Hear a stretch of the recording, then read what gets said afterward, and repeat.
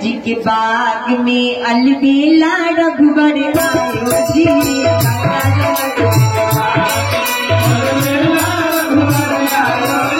राजा जनक जी के बाग में अलबेला रघुवर आयो जी।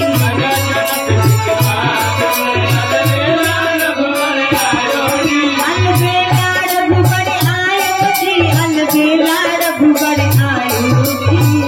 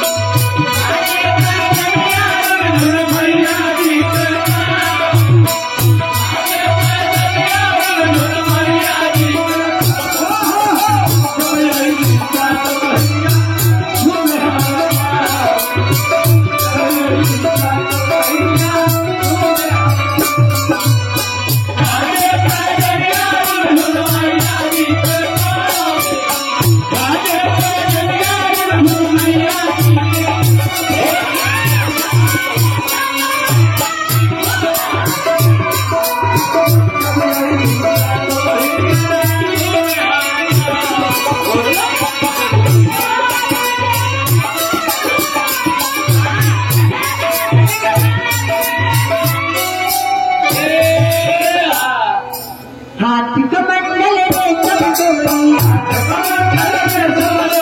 हाथी कमंडल रे कमजोरी,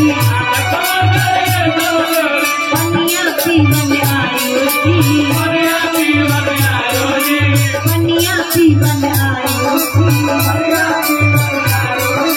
राजा जनक के बाग में अलबेला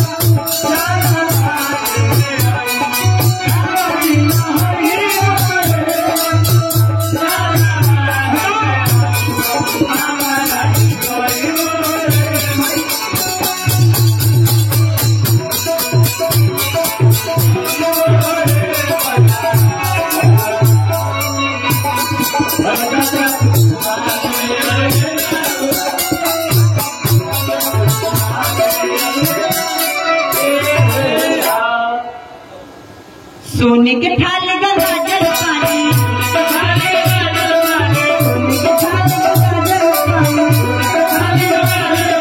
पनिया पीवन आयो जी, पनिया पीवन आयो जी। राजा जनक जी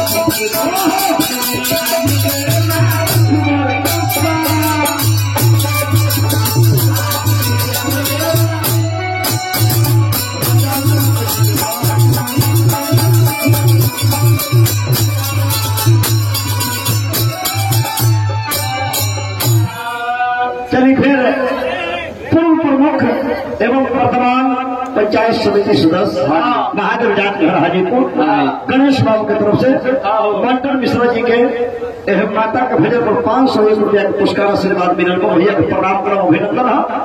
शुभ